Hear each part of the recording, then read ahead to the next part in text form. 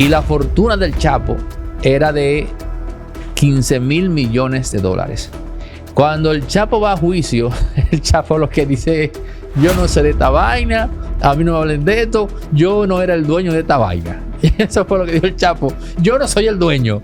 ¿Tú sabes cuánto cuesta un kilo de pasta en el lugar donde se hace, en su primera compra? ¿Cuántas veces se puede multiplicar ya siendo dinero? Bueno, muy buena pregunta, porque me lo estás haciendo. La pregunta viene desde un sentido económico. Sí, yo sé, pero déjame explicarte. Adelante. Entonces, el tema específico con el Chapo es que el Chapo era el dueño de toda la heroína de la ciudad de Chicago. Entonces, cuando tú dices 200 gente vinculada a eso, tú te quedaste muy corto. 211. 200, no, tú te estás quedando pero muy corto, súper corto. Carlos, es que, de nuevo, es que los partidos políticos... Tanto le tocaron al PLD. Los partidos políticos... Le tocaron no, mentira, es que los partidos políticos no guardan cuarto. Los partidos políticos no hacen transacciones comerciales.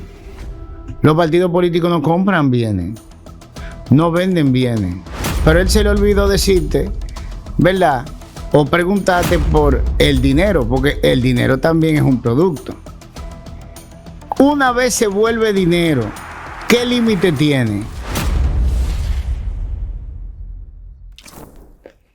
El gobierno venezolano ha dicho categóricamente que las imágenes en donde se puede apreciar el impacto hacia una lancha que se supone que pertenece al nuevo en la opinión pública, pero se supone que existe ya desde tiempo atrás la famosa Organización de los Soles. Entonces, han dicho que eso es mentira, que eso es una imagen creada con inteligencia artificial. Sin embargo, el tema de Venezuela impacta a nivel regional y podría estar conectado con el tema del señor Zambada en Estados Unidos, que recientemente llegó a un acuerdo. Pero también se ha destapado que supuestamente precisamente hay un listado de 211 figuras dominicanas que estaban en la nómina de la organización del señor Zambada. Entre Venezuela y el conflicto que hay por allí, el hecho de que República Dominicana se sumó a la lista de países que entienden que allí lo que hay es una organización criminal, las delaciones del señor Zambada y las supuestas 211 personas dominicanas que estaban en nómina de la organización criminal más poderosa del planeta, la de Sinaloa, que dirigía el M Grande, el MZ, Reimberto Pichardo se va a encargar de establecer el hilo conductor entre todos los elementos ya señalados. Adelante. Pero él se quedó corto. ¿Quién se quedó corto? O con la lista de los 200 y pico de personas. ¿Quién es ese más? Dominicanos. No, fíjate. La diversificación empresarial llegó a República Dominicana cuando los técnicos venezolanos, miembros de todos esos grupos económicos que se formaron en Venezuela, y estamos hablando de 3 grupos que aquí se fusionaron en uno. Tenemos lo que salieron cuando Carlos Andrés Pérez, que eran los empresarios que tenían las acciones de la mayoría de empresas estatales de Venezuela. Fueron los que salieron corriendo de allá en el 2007, cuando Hugo Chávez empezó el proceso de estatización, que fue como le llamó, de Venezuela. Porque Hugo Chávez, que fue electo por el pueblo venezolano, fuera malo, fuera bueno, fue electo. Ya después de 3 gobiernos de crisis en declive de Venezuela, de la cual no ha salido todavía, se da cuenta de que no hay forma de tú manejar presupuestos si la mayoría del presupuesto se la traga el consorcio empresarial estatal, pero que no iba a los bolsillos del pueblo venezolano por la parte que se tenía de esas empresas, sino que iba a bolsillos privados. Prácticamente el mismo esquema, obviamente de mayor tamaño por la dimensión de Venezuela y el flujo económico de Venezuela que nosotros tenemos hoy en día en República Dominicana, y eso tiene su razón y nace de ahí. Ese grupo de personas al momento de Chávez iniciar la estatización, los gerentes y las personas que eran los que movían la máquina, que tenían el expertise, que tenían los contactos internacionales, porque Venezuela era un país de la región, pero de primer orden. O sea, tú tienes un país que tiene relaciones internacionales, que tiene récord bancario internacional, que hace transacciones precisamente por el producto que maneja, que era petróleo, a nivel mundial. O sea, tiene un mejor, si se quiere, récord crediticio que la República Dominicana. Venezuela. Pero no, en esa época. En esa época, claro, no ahora. Claro. Pero fíjate, cuando tú llamas a un banco internacional, tú te identificas. Y vamos a suponer que Aneudi, mire, yo soy Aneudi y tú hablas conmigo. Yo soy, el que tú quieras. Banco Internacional. Y yo tengo una relación contigo porque tú eres quien llama a nombre de ese consorcio empresarial. Eso significa que yo te conozco a ti, tú me conoces a mí. Yo soy el que te gestiona. Yo soy tu oficial de cuenta internacional, si se quiere. Si tú me llamas a mí y me dices, mira, yo ahora me encuentro en República Dominicana y nosotros necesitamos un préstamo. Yo que tengo una interrelación contigo que viene de Venezuela y que tú no me has quedado mal o que hemos tratado antes, me voy a ver inclinado a favorecer tu emprendimiento económico y a darte el préstamo. Porque al final, tú puedes decir Venezuela cogió prestado, pero los que hablan del préstamo son personas físicas. Sí, eso. ¿Entiendes? Queda claro. Entonces, cuando tú coges el mismo equipo de Venezuela que manejaba esos créditos empresariales a nivel internacional y manejaba la colocación de bonos a nivel internacional y manejaba todo a nivel internacional, y tú lo cambias de país, las personas que los reciben a ellos, que se vuelven los socios de ellos o de los cuales ellos se vuelven empleados, ahora tienen acceso a ese tipo de movimiento. ¿Cuándo sale ese grupo, que era el que manejaba las empresas? ¿Dónde tú crees que paró? ¿Dónde paró? Aquí. En República Dominicana. Sí. De Venezuela a República Dominicana. O sea, que el descalabro económico... Sí, claro. Sí. Víctor Vargas. ¿Dónde estaba él aquí? Víctor Vargas. Alfredito Vargas. Exacto. Inclusive, te hice la pregunta, ¿dónde estaba él aquí? Iba a hacer un proyecto turístico en Miche. Poniendo en Casa de Campo. Cisneros le vendió su villa al banquero de Chávez, que es Víctor Vargas. Poniendo él en Casa de Campo. Poniendo él solito $2,000 millones. ¿Quién? ¿Cuánto? $2,000 millones. Cisneros. Gustavo Cisneros, que iba a poner para hacer un proyecto turístico en Miche. 2,000. O sea que él iba a hacer solito lo que el Estado Dominicano tuvo que financiar en Cabo Rojo. Solito él, un solo de ese grupo. Imagínate el nivel de dinero que esa gente sacaron de Venezuela. Pero ellos pararon aquí. La empleomanía del grupo inicia, la de alta gerencia. ¿De qué nacionalidad era? Adelante. De Venezuela. De Venezuela, exactamente. Entonces, ese grupo para aquí y le da al grupo de aquí un conocimiento, una diversificación que el grupo de aquí no conocía y no maneja hasta la fecha, la verdad sea dicha. Luego viene el grupo que se crea bajo el gobierno de Chávez, que ya ese está más vinculado al narcotráfico según, no podemos afirmarlo, según el gobierno norteamericano. Ahora, no podemos perder de vista el hecho de que, y es una realidad que tenemos que calcular, que la mayoría de esas empresas estatales, los accionistas eran compañías norteamericanas. Estatales de Venezuela. Sí, los accionistas eran compañías norteamericanas. ¿Cómo se puede ser accionista desde el sector privado de una organización pública o estatal? Pero tú lo estás viendo aquí, alianza público-privada, básicamente. Esa acuñadura no se generó aquí. No es una invención de nosotros. México y los fideicomisos tampoco. México tuvo que cerrar 100 y pico de fideicomisos por opacidad y maniobra fraudulenta en contra del Estado mexicano, que es donde se junta, en teoría, el capital público y el privado. Yo diría que es más un mecanismo para que el sector privado tenga beneficios públicos. Pero las concesiones tampoco son extrañas. Garantías de beneficios. No, es que es más de ahí, es más de ahí. Mira, yo te voy a poner un ejemplo, porque tú puedes darlo entero. ¿Qué es darlo entero? La concesión. ¿Quién manejó prácticamente en un estado monopólico la concesión de las líneas telefónicas en República Dominicana? Codetel. Compañía Dominicana de Teléfonos. Exactamente. Y luego, ¿quién adquiere esa compañía? Verizon. Verizon es norteamericana.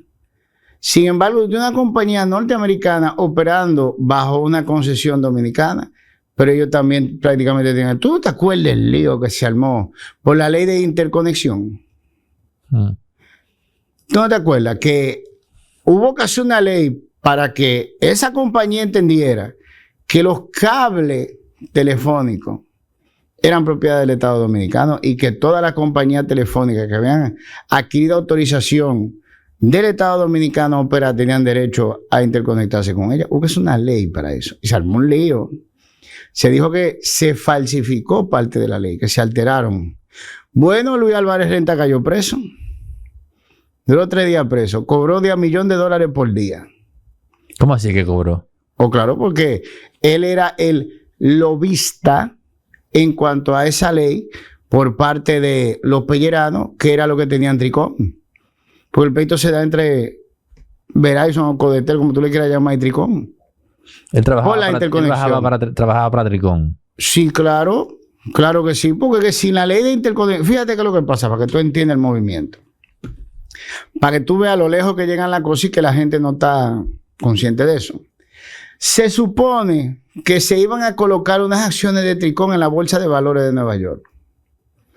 Ellos tiran el cálculo del beneficio que se iba a obtener por la colocación de esas acciones y era por sobre $400 millones en la época.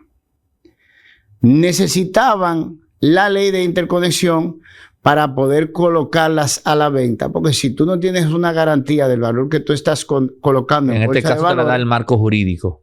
No, es que si tú no tienes una garantía jurídica, no te compran la acción, porque es una inversión. Entonces, el nivel de riesgo sube. Al no ser seguro, entonces no es atractiva como inversión la compra de acciones o de bonos de esa compañía. Pues ellos necesitaban la garantía de esa inversión que representaba la compra de esas acciones y bonos y lo que fuera. Eso lo hacía la ley.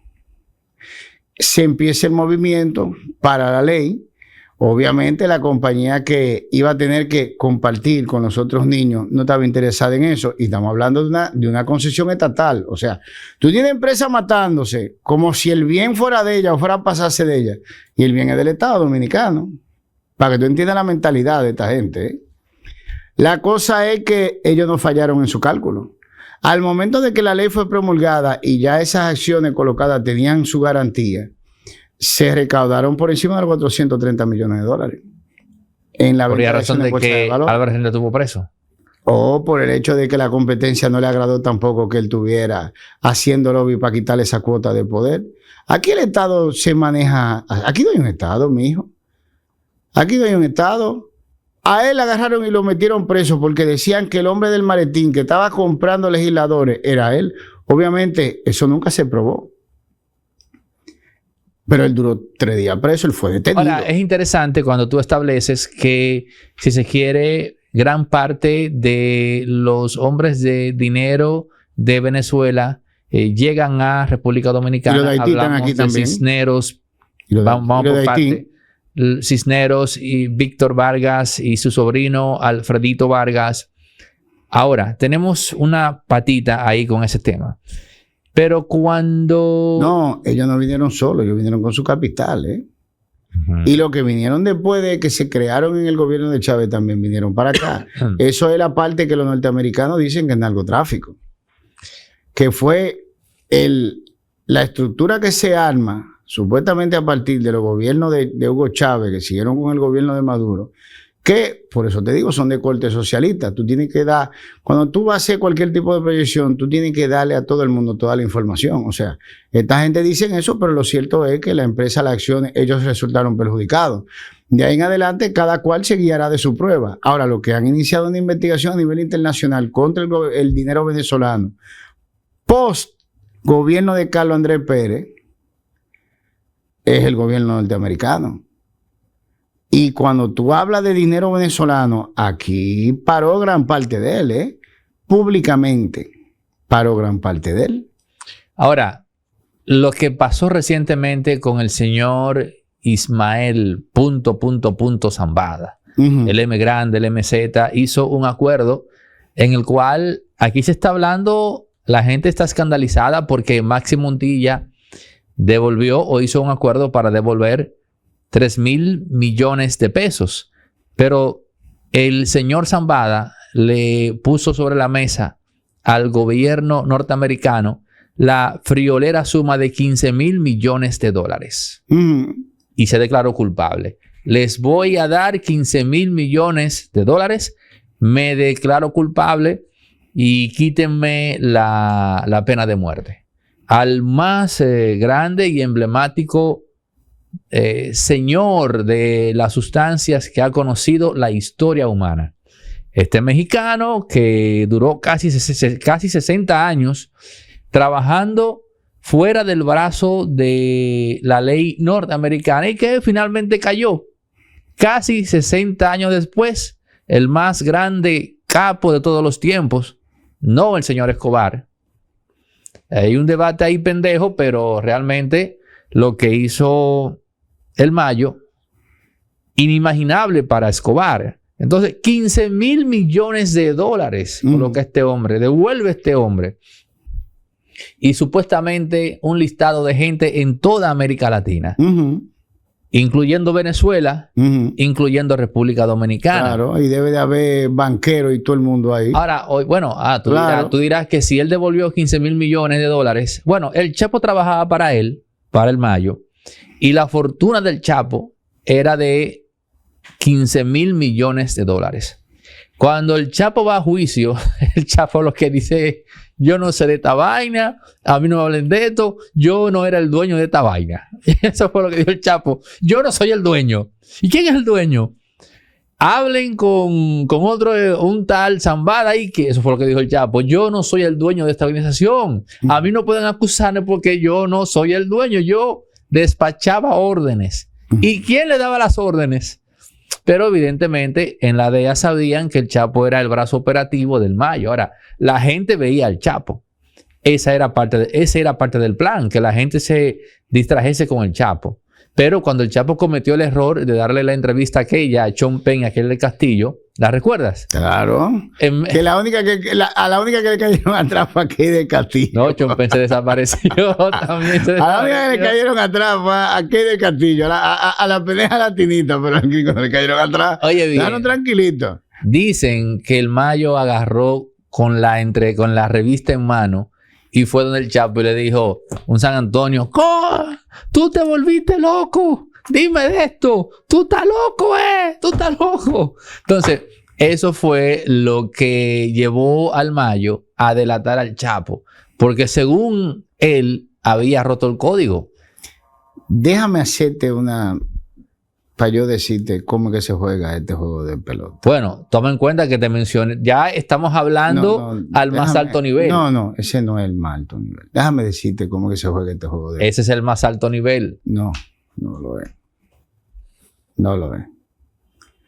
Ni de cerca. Eso, así mismo como tú dijiste, la táctica del Chavo fue, del Chapo. No, vamos a ver. Fue del Mayo. Perdón, fue desviar la atención en la entrevista.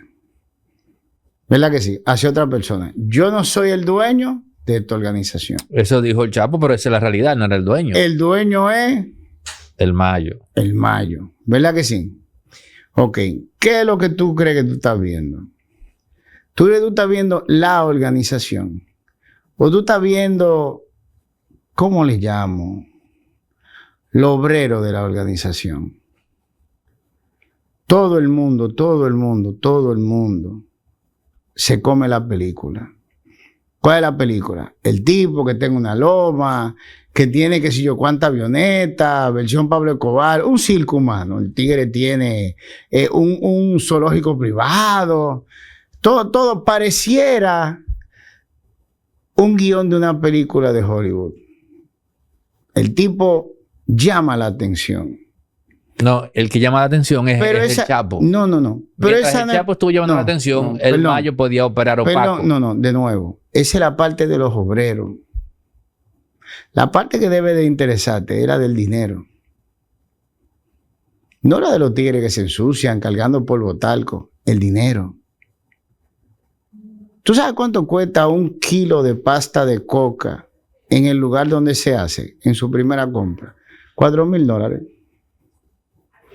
¿Cómo adquiere valor? A medida que va cruzando fronteras.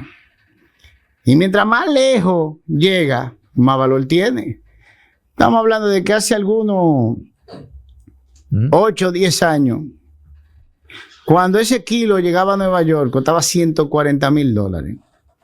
¿Qué significa eso? Que cuando a ti te dicen, se ha incautado aquí un cargamento con un valor de $2,000 millones, no es verdad. Lo que se incauta, tú tienes que contabilizarlo a su suma de origen, porque eso fue lo que se pagó por él. Él no se ha comprado todavía. Él se vuelve $140,000 cuando dan el efectivo por el kilo. Pero hasta que eso no sucede, tú lo que diste fue $4,000 por él. Luego de que tú recibes los $140,000 en Nueva York, poniéndote el mismo ejemplo demográfico, es que tú puedes decir, este kilo obtuvo como resultado $140,000. Si ese kilo se pierde y tú no has recibido los $140,000, no fue eso lo que tú perdiste con el kilo. O sea que la realidad del asunto es que eso le sale a los narcos en Chile. No son las estadísticas de la gente que lo capturan, de la que tú tienes que llevarte. Y cuando tú hablas de República Dominicana, que tú puedes llegar, por ejemplo, con tu cargamento, ya tú estás a mitad de camino. Y si tú hablas que de aquí tú llegaste a España, ya ahí el precio es enorme. Pero solo se va a volver dinero, solo se va a volver realidad cuando te paguen por él. Ahora te pagaron por él y tú tienes un furgón, 2 furgones llenos de billetes si tú quieres.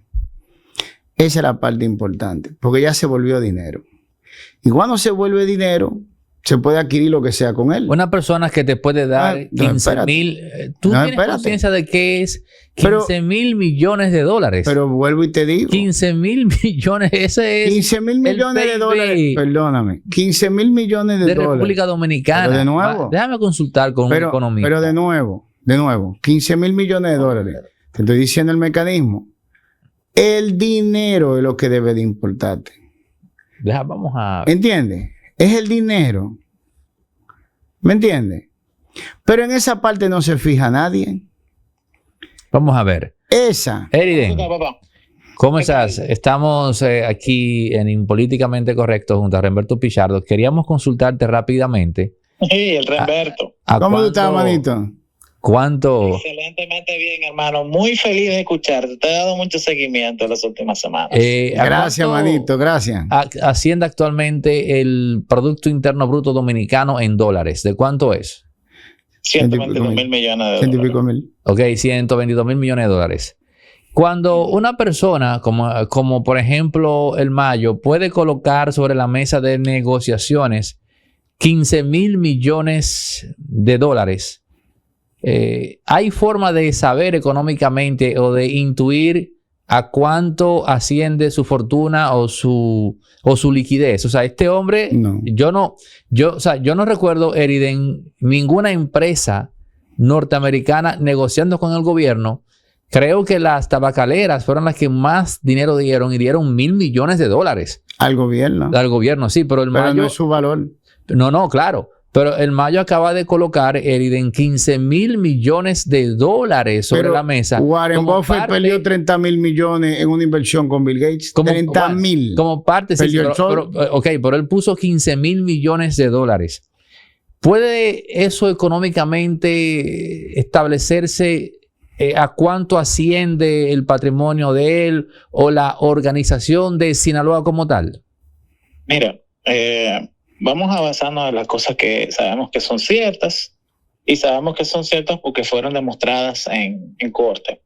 Cuando tú analizas el expediente final de la sentencia de conclusión básicamente declaró que tenía unos 7,800 millones de dólares. Eso fue. Estamos hablando del Mayo. Adelante. Sí, yo sé, pero déjame explicarte. Adelante. Entonces, el tema específico con el tipo es que el tipo era el dueño de toda la aerolínea de la ciudad de Chicago. El 100% era de la infraestructura del Chapo. Y era el jefe, que eso fue declarado por su defensa y fue demostrado por la defensa de que él lo que estaba se fue parte de la estrategia también de defensa, ¿no? Hablando ya en términos de nuestro querido Ramberto, de que él lo hizo cumpliendo órdenes de su jefe principal y por eso desde el 2018 para acá la figura del Mayo había tomado tanta preponderancia y había sido, luego de ser una figura que siempre se conocía que existía, pasó a ser una de las principales figuras buscadas por la DEA y demás organismos, hasta la CIA incluso, de Estados Unidos. Yo no tengo la menor duda de que la fortuna total del Mayo sea varias veces superior a la del Chapo, porque él se restringió solamente al aeropuerto como producto de su logística y su infraestructura, mientras que el Mayo tenía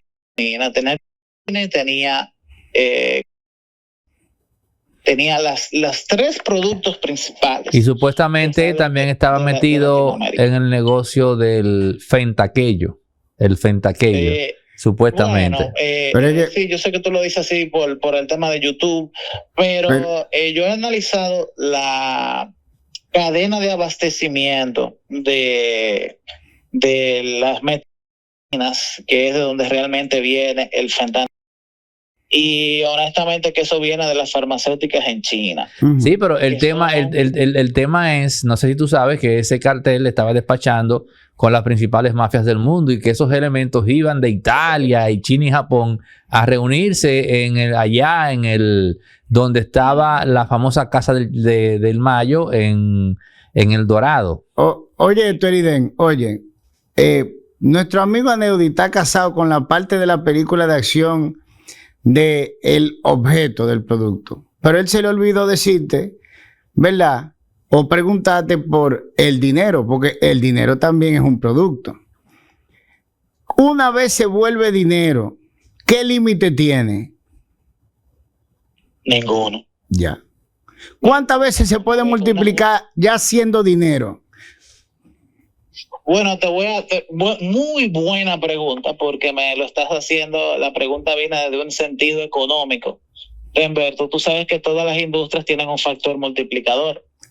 Exacto. Por ejemplo, servicios, por cada dólar que tú le metes a la industria de servicios, tú sacas 1.2 dólares, ¿no?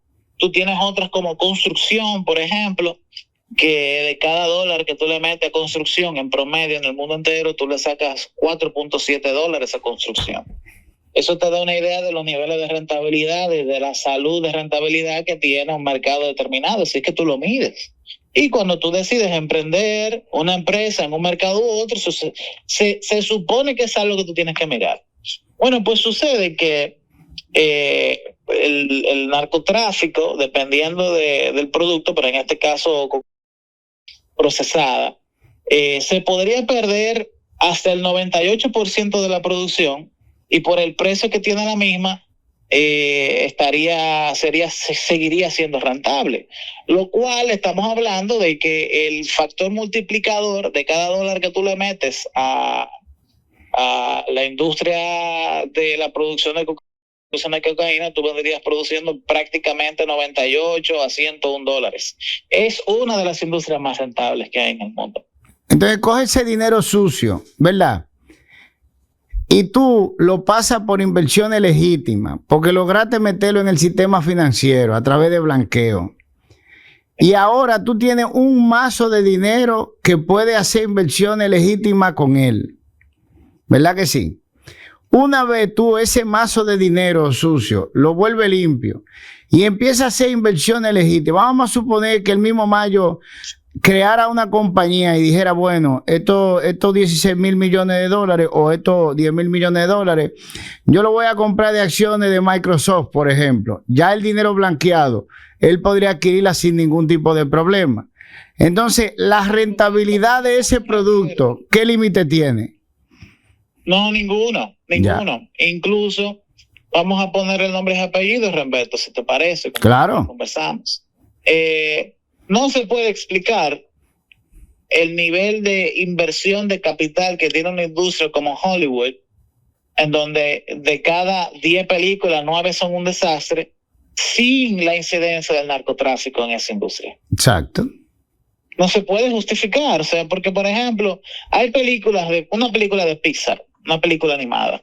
Una película animada es un producto extraordinariamente intenso en capital, porque luego de que tú tienes el guión y luego de que tienes las voces, tú tienes que tener grandes granjas de computadoras renderizando esa animación, ¿no? Y puliendo esa animación hasta que tú tienes el producto final, que es la película, ¿no? Y muchas de esas películas tienen unos costos altísimos de cientos de millones de dólares que no retornan eso cuando entran en taquilla. ¿Qué sucede? Bueno, ese estudio debería de quebrar, pero no quiebra. Hay muchas industrias en Estados Unidos cuya existencia en el día de hoy sería imposible sin el narcotráfico. Bueno, y lo segundo que tenemos que decir es que hay un principio en el lavado. Hay un principio en el lavado. Es el hecho de que si yo tengo una empresa que me produce $100, yo con seguridad yo te puedo lavar $1, o te puedo lavar $2, o te puedo lavar $3. Ok, bien, excelente. Pero nunca te podría lavar $40 con una empresa que me ingresa 100. Entonces, si tenemos una industria, una infraestructura logística como la del Chapo, al final refiriéndonos a cosas que podemos confirmar, porque ha sido demostrado en corte, en donde el Chapo estaba manejando $7,800 millones de dólares. Bueno, pues yo necesito para lavar ese dinero una empresa que esté ingresando más de $100,000 millones de dólares. ¿En qué otra jurisdicción de mercado financiero tenemos, que no sea Estados Unidos, un mercado financiero con empresas de ese tipo que puedan facturar esa cantidad de dinero? Exacto. Lo que les estoy diciendo a ustedes es que la existencia de los es inexplicable sin tú entender la vinculación financiera que tienen con Wall Street. Y exactamente. Bueno, pero déjame darte un dato. Exactamente. Jacques Peretti, en un libro que se llama Trato Hecho, o que se tradujo al español como Trato Hecho, te da el dato impactante de que tras la crisis del 2008 y la caída en Wall Street, precisamente los grandes bancos necesitaban dinero líquido. Y dice él en ese cash, en efectivo, y dice él en ese capítulo, y adivinen ustedes dónde fueron a buscar ese dinero. Dice, sí, efectivamente, fueron a verse con los grandes capos del negocio de las sustancias a nivel mundial. Esos capos, dice Jacques Peretti, fueron los que aportaron el efectivo que necesitaba la banca. Y dice él que por eso fue que después del 2008 se reformularon las leyes de lavado de activo y que las normativas bancarias en ese punto se hicieron más flexibles. Tenían que ser así de flexibles porque se necesitaba de manera urgente hacer que ese dinero llegara a la banca y a Wall Street. Mira, eso no me sorprende realmente, porque es lógico con todo lo que hemos estado viendo en los últimos años. Y te lo digo sinceramente, el principio del lavado de activos siempre el mismo. Yo necesito, o sea, la mayoría del flujo de caja de una empresa no puede venir directamente al lavado de activos. Para tú lavar $15,000 millones de dólares, tú necesitas una empresa que ingrese $200,000 millones de dólares.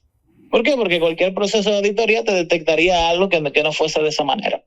Bueno. Y hay que tomar en cuenta de que uno habla del tráfico de narcóticos, pero hay tráfico de todo tipo de cosas. Hay tráfico de armas, que es aún más rentable, porque un AR-15 en Estados Unidos te vale $300, pero el mismo AR-15 en África te puede costar $20,000. Y ese es el negocio de tú llevar las cosas de donde abundan hacia donde se necesitan. Y todo eso se supone que tienen que pasar por un proceso de KYC, de Know Your Customer, de conocer a tu cliente en cualquier institución financiera del mundo, pero no es así. y la verdad es que no se detectan los procesos, no se detectan el sector financiero y bancario debería ser el principal aliado de detección de todo tipo de flujo de caja o estructura comercial de comercio ilícito. Y es el gran ausente dentro de la narrativa y del discurso del narcotráfico y, por supuesto, del lavado de activos y del financiamiento del terrorismo. Bueno, ahí está Eriden. Vamos a ver si la semana que viene podemos hacer ya con Renberto y Eriden algún tema local. Cuando quieran. Pero yo tengo que hacerle una pregunta ahora a Renberto. Ese, como dicen los tigres, de los míos. Pero tengo que hacer una pregunta a Renberto que no se la haré a Eriden porque yo sé que Eriden no la va a responder, aunque tenga la respuesta.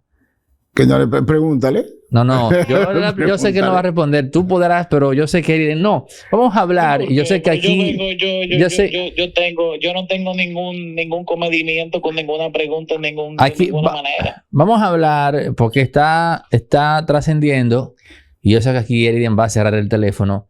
Las 211 figuras dominicanas que estaban en la nómina del cartel de Sinaloa. Faltan. Tienen que ser más. Mira. Sí, te queda corto con ese número. Ya. 211 personas dominicanas que entendemos que eran solamente políticos. No, pero ¿de qué estamos hablando? Bueno, gracias, Eriden. Una explicación necesaria para la audiencia de Políticamente Correcto. Renberto se encarga del resto. Bueno, un placer, un saludo y un abrazo. Buen día, hermano. Igualmente, manito, un abrazo.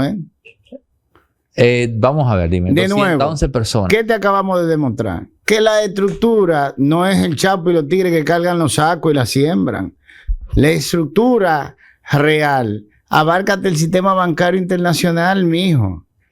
Esas son personas que están en junta directiva de bancos con un alcance internacional, recibiendo dinero, y eso para ellos es un renglón más de lo cual ellos reciben dinero. Y hay bancos que son intocables. Y yo te voy a poner un ejemplo, mira. ¿Tú conoces el banco HSBC? Ajá. Ok. Te voy a hacer un cuento del HSBC. Rápido. Tú lo puedes buscar en una serie que está en Netflix, si no la bajan, que se llama Dirty Money, Dinero Sucio. Y en la primera temporada tú buscas el HSBC. A ese banco, que era el más grande del mundo en ese momento, con sucursales en todo el mundo, se llama, el HSBC es, qué sé yo, Quiencito Exchange, Hong Kong Singapore Bank Exchange, una cosa así es que se llama en realidad la compañía, que era la dueña del banco. La cosa es que ellos tienen bancos en todos los sitios. Pues así mismo tenían bancos en México y tenían bancos en Estados Unidos. La CIA descubre que ese banco recibía dinero en México. Mira, dice The Hong Kong and Shanghai Banking Corporation. Así es que se llama la compañía. Los narcos recibían el dinero del terrorismo, más el de ellos, lo depositaban en la sucursal de México y lo retiraban en la sucursal de Estados Unidos.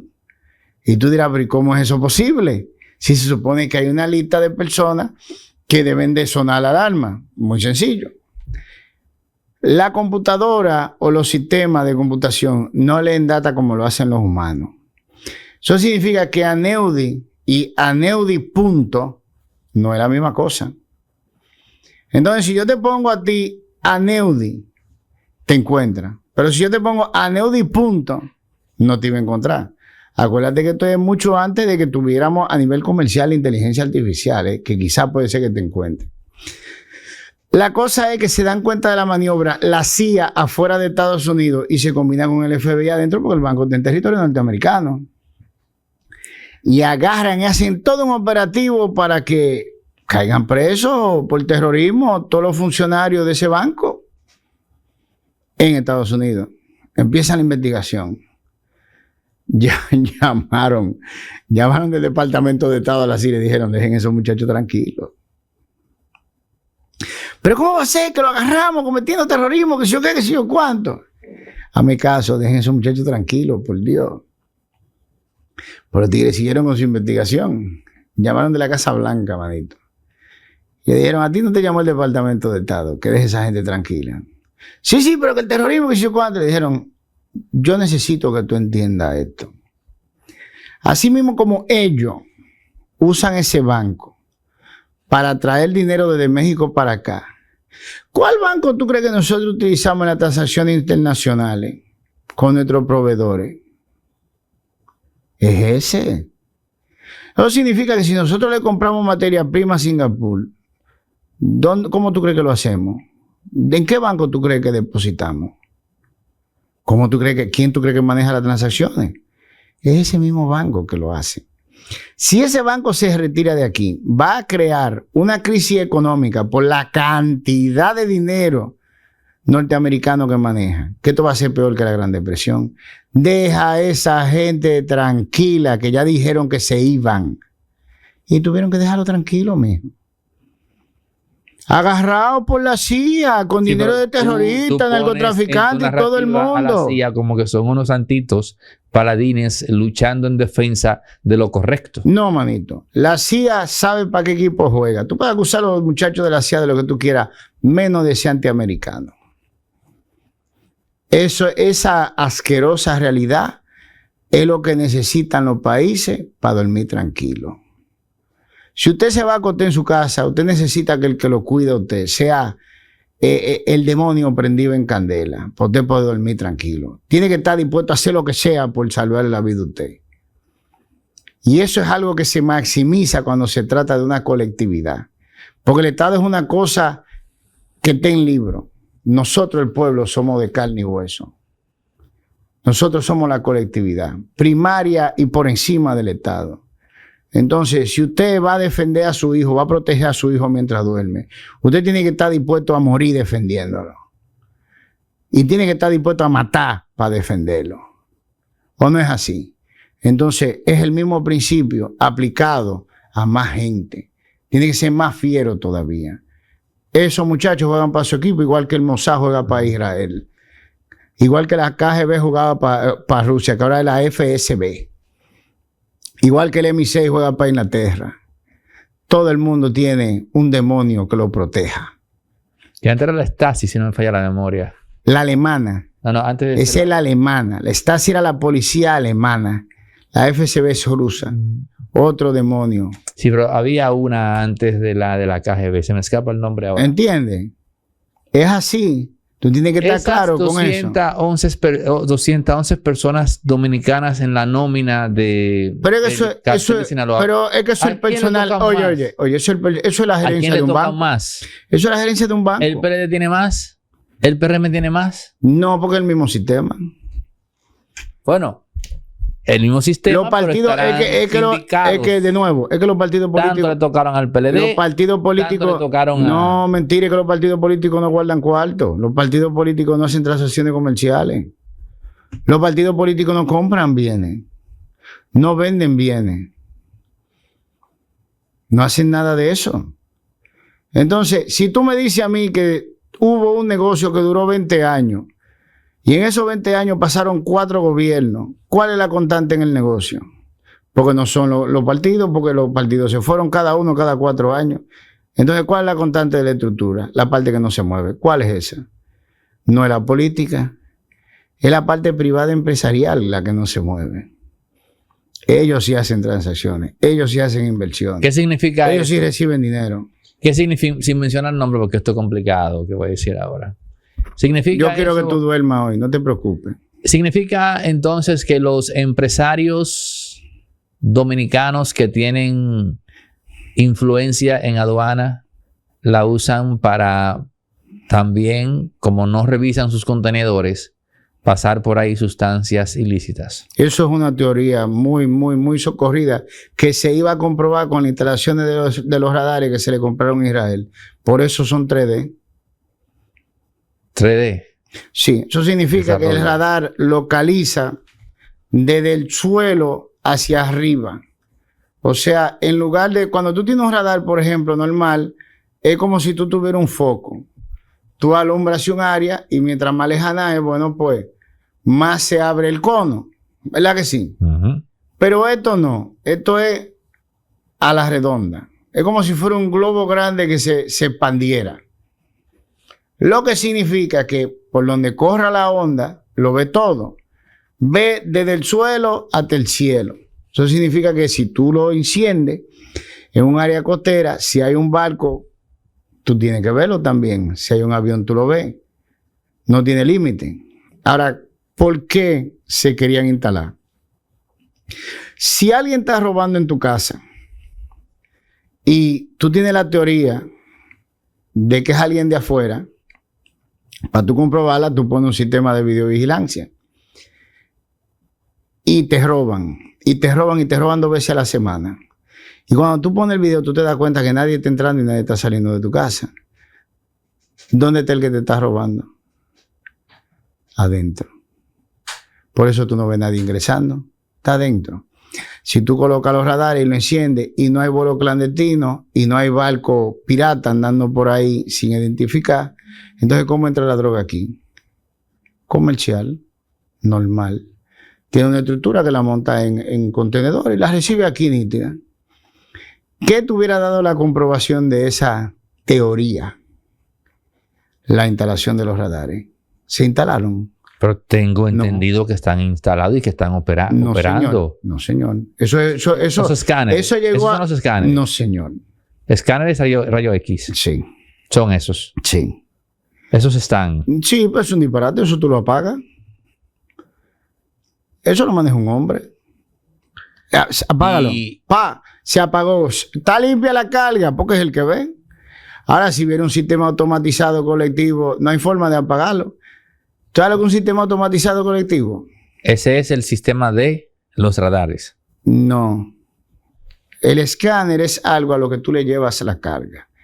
Esto identificaría lo que sea fuera de lugar a 500, 600, 700 kilómetros antes de llegar a República Dominicana. Entonces, si tú no ves nada fuera de sitio y sigue la droga pasando, ¿qué van a empezar a desarmar las agencias internacionales de droga? Porque no van a hacer la de aquí. Los puertos. Los puertos. De confirmarse que no hay entrada clandestina, entonces la entrada de la convencional a desarmar los puertos. Y tú puedes estar seguro que va a caer preso desde el dueño del puerto hasta el que opera el escáner. Pero para eso tú necesitabas instalar los radares y no se han instalado hasta la fecha. Se compraron en el 2010. Y los radares, al igual que todo tipo de equipo de envergadura estático, se actualizan con el cambio de los paneles. O sea, o como tú lo conoces, el board. Tú simplemente sacas el board y el nuevo actualizado lo mete y sube. Y la compañía, que es israelí, ha dicho que ellos lo instalan sin ningún costo adicional, pero que le paguen la instalación, en el 2010. Hubo una sentencia, pues yo participé, inclusive, yo le he hecho solicitud de investigación a Luis Abinader de por qué esos radares no se instalaron, más de 20, y la subí a mi cuenta de Twitter. Le pedí que interrogaran a Leonel, a Danilo, a todos los militares que participaron, que por qué no se habían instalado, que había que hacer una investigación, porque alguien saboteó esa instalación. Compraron los radares, pero no lo instalaron. Y el primero se quemó de un alto voltaje, el que estaba de prueba aquí en el 2010. La cosa es que hasta el Tribunal Superior Administrativo ordenó el pago para la instalación de $28 millones. Y yo participé en ese litigio. Y ahí está la sentencia. Y el MIDE recurrió en casación. O sea que si en realidad hubiera una intención del gobierno de que se descubriera por dónde la entrada de toda la droga que entra a República Dominicana, hubieran instalado esos radares para empezar. Aquí no hubiera nada. ¿Y cómo entra? Porque si tú te das cuenta que es aquí adentro, tú lo ubicas de una vez por donde que está entrando, porque está dentro de tu territorio, dentro de tu jurisdicción. Pero obviamente no le interesó ni al mismo Luis Abinader. Y le pedí a él también por escrito, está recibido en el Palacio que lo instalara. Y ese expediente lo mandé para la DEA afuera. y para la OEA, y para la ONU, a todos los sitios. Tengo los sellos recibidos y lo publiqué los documentos. Y ni así instalaron esa gente de los radares. Entonces, cuando tú dices 200 gente vinculada a eso, tú te quedaste muy corto. 211. 200, no, tú te estás quedando pero muy corto, súper corto. Súper corto. ¿Tú quieres que te diga? Ese expediente, toda la copia de ese expediente se la llevé yo a mi amigo Paliza al Palacio. ¿Y ahora que me dijo Paliza? Ahí donde tú estás, estoy hablando del 2022, ahí donde tú estás, estaba sentado ayer fulanito de la Fuerza Aérea pidiéndome cuarto por un sistema de radar. Le digo yo, pero instala ese, pues eso están comprados, eso está pudriendo ahí. Es una vez que cambiar la tarjeta de adentro y la compañía lo ofertó. Y no pasó nada tampoco. Se lo entregué en su mano así. El folder con todas las solicitudes. Entonces, de nuevo, 211 gente está muy corto. Esto está configurado como una máquina completa de lavado. Aquí no hay ningún control. Y si algo demostró que aquí no hay control en el sistema bancario, fue precisamente la crisis bancaria que tuvimos, que se le llamó el hoyo de Van Inter, pero eso no es verdad. Quebraron 4 bancos a la vez. 4. No fue que uno se le fue, 4. Y de esos 4, el que manejaba el progreso, pagaron ellos el dinero. Le dijeron, no, tú no vienes para acá a joder, nosotros nos hacemos responsables de la deuda con los depositantes y la pagamos. Para que no fueran ni que a jurunguearle su libro, pero fueron 4. Entonces, eso te dice a ti el control probado del sistema bancario que hay aquí.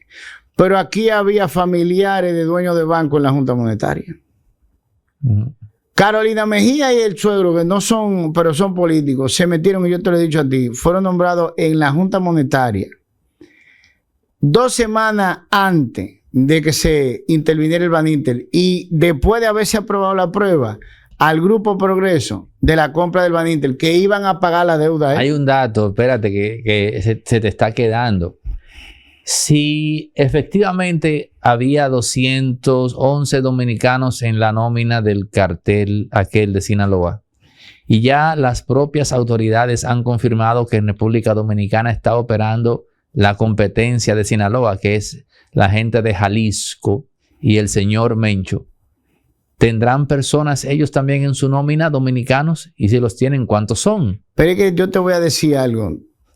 Sinaloa, por ejemplo, tú te estás quedando atrás con otro grupo, el de los soles de Venezuela.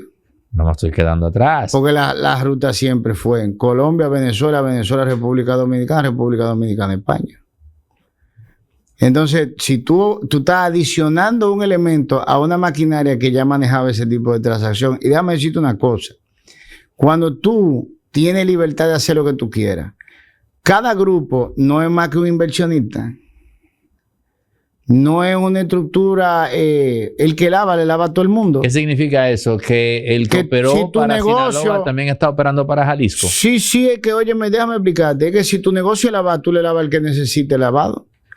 Entonces, ven el de Sinaloa, ven el de los soles, ven el de Jalisco, ven el de quien sea. Tú lo que vas a hacer es cobrar tu % por el negocio, pero tú le vas a lavar todo. Y si no hay nadie que te pueda a ti perseguir, ahí es que tú le vas a dar duro a eso, porque no es la misma cosa, mijo. Si tú eres intocable, ¿qué tú no haces? No es que tú haces, es que tú no haces. Aquí no hay que hablar con nadie. Aquí hay personas que no se tocan. Esto no es un estado y tú naces por ahí, mijo. Aquí hay grupos económicos que no se atreven ni siquiera a citarlo. No se atreven a citarlo, manito. Esa gente nunca ha estado en un banquillito, ni estando en el expediente.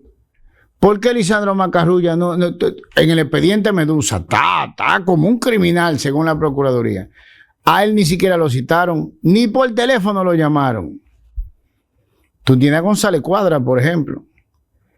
Operación Calamar. Ese está en el Consejo Nacional de Competitividad al lado del presidente. ¿Lo han llamado y que para citarlo alguna vez? Ni siquiera.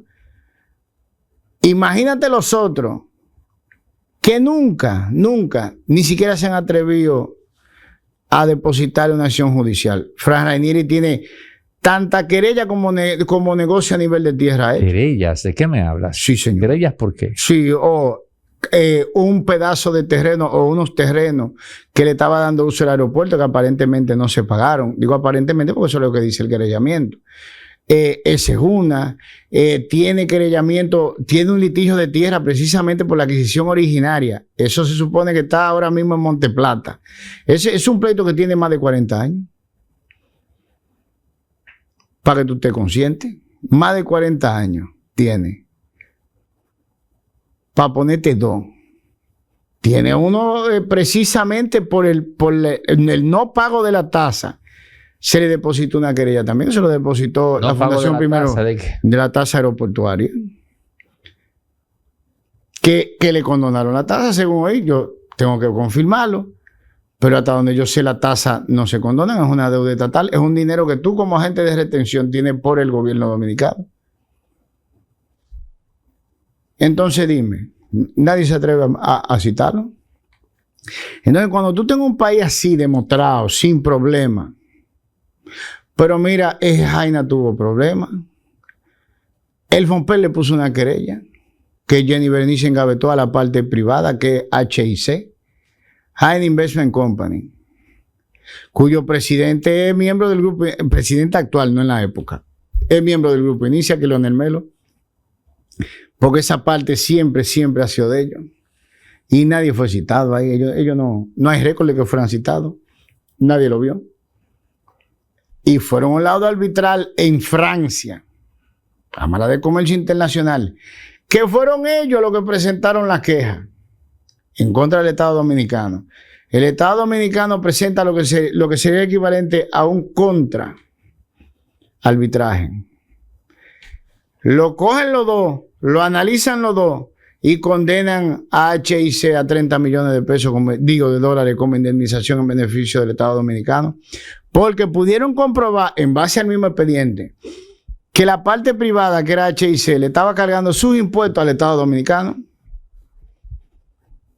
y a esa compañía se le siguen dando contratos, licitaciones públicas, sin problema. Entonces, cuando tú eres intocable, ¿qué es lo que tú no haces? ¿Qué tú no haces? ¿A qué tú le dices que no? Tú puedes recibir los cuartos que te dé la gana, a ti nadie te va a tocar. Tú puedes hacer lo que te dé la gana y nadie te va a tocar. Entonces, ¿qué no se puede hacer aquí? Vuelvo y te repito. ¿Qué? Bueno. ¿Qué no se puede hacer? Dime, ponme tú el límite. ¿Qué no se puede hacer? No hay nadie que te dé papao. Pero por Dios, esta gente se siente, le bajan raya al presidente. Pues no es de ahora. Al presidente le bajan raya. No, tú vas a hacer esto. No, yo no quiero eso. Yo creo que tú hagas esto. Y tú dices que no caigamos ahí, pero esto llegaba al extremo ridículo con el Consejo Nacional de Competitividad. Están en todos los sitios. Ellos lo tienen todo.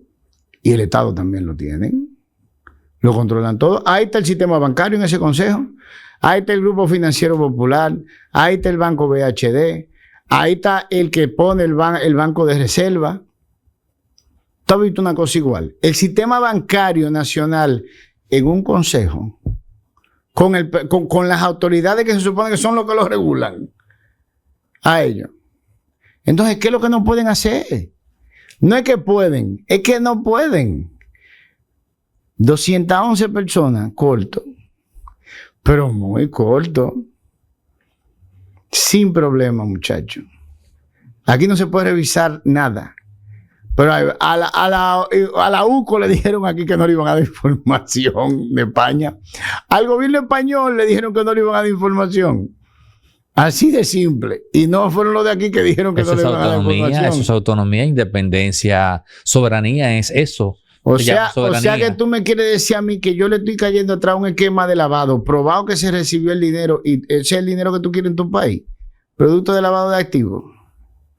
O sea que tú eres tan corrupto que tú proteges un posible lavado de activos en vez de decir, no, espérate, pues ese dinero sucio yo no lo quiero aquí. Pero no necesariamente yo tengo que abrirle las puertas de la información financiera de españoles. De un país. No, de República Dominicana. Ellos pidieron españoles. De República Dominicana. Ellos están atrás de los españoles. Las órdenes judiciales y las solicitudes no son abiertas, son a personas.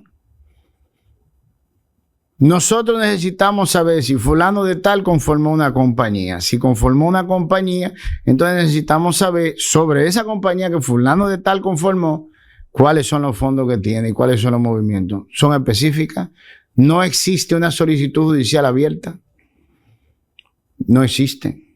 Son específicas. Si le estamos cayendo atrás a Neudi Renberto, vamos a solicitar todas las finanzas de Neudi Renberto. Solamente. Entonces están bastante delimitadas. Vamos a cerrar la participación de Renberto Pichardo acá. Hemos llegado a la prometida hora, o casi la prometida hora, gracias a la gente que se mantuvo hasta el final de esta conversación. Y los que no se han suscrito en ese grupo, aprovecho para exhortarles a que lo hagan ahora. Se suscriban, comenten, compartan, den like. Y sobre todo, que dejemos la película de que los muchachos que cargan el polvo talco son la estructura. El señor Mayo no cargaba el polvo talco. El señor Mayo es un pedacito de una estructura enorme. Y la parte principal de esa estructura, porque tú no haces negocio para adquirir cuarto que tú no puedes gastar. Si a ti te dicen que tú eres un narco, que el dinero que tú hagas, tú no tienes dónde gastarlo o no lo puedes usar, tú dejes ese negocio. Porque eso y piedra es lo mismo. No puedes hacer nada. Entonces, ¿cuál es la parte clave de la estructura? ¿Cuál es la verdadera estructura?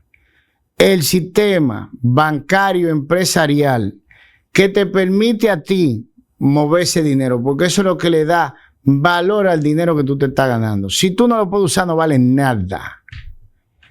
Bueno, señores, gracias. En pie, hasta el próximo. Sigue creciendo la familia de productores de contenido que graban acá en los estudios de Resorte Media.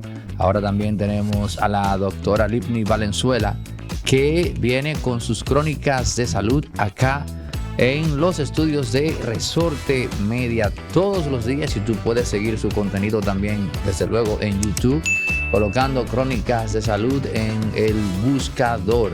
Así que damos la bienvenida a esta parrilla de productores, a Lipni Valenzuela, médico, con sus crónicas de salud. Así que ustedes tendrán una nueva razón cada día para estar pendientes a Crónicas de Salud, porque me cuentan que es un capítulo nuevo por día. Señores, recuerden que Resorte Media tiene estudios inmensos con capacidad de 4 a 6 personas, con tomas en movimiento. Así que emprendedores, estudiantes universitarios, empresas, todo aquel que esté ubicando, ¿no?, un setting de estudio para hacer podcast bien ubicado, estratégicamente ubicado en Bellavista, casi llegando a la Núñez de Cáceres. Aquí puede encontrar esos estudios. Figuras como Noel de la Rosa, Eladio Hernández, La Quinta Pata, Anro Rivas, un servidor. Grabamos acá en los estudios de Resorte Media, donde se está gestando la comunidad de influencers o comentaristas, analistas locales e internacionales. Están saliendo de acá, de estos estudios. Renberto Pichardo, no se me podía quedar, Renberto, el buen amigo Renberto Pichardo, todos grabando acá en los estudios de Resorte Media. En el número que ves en pantalla ahora mismo puedes escribir y apartar tu cita para que vengas a conocer los estudios y los planes que tenemos de renta y alquiler de espacios desde 30 minutos en adelante, con capacidad para 4 o 6 personas. Tomas en movimiento y laborando desde las 7 hasta las 11 de la noche. Resorte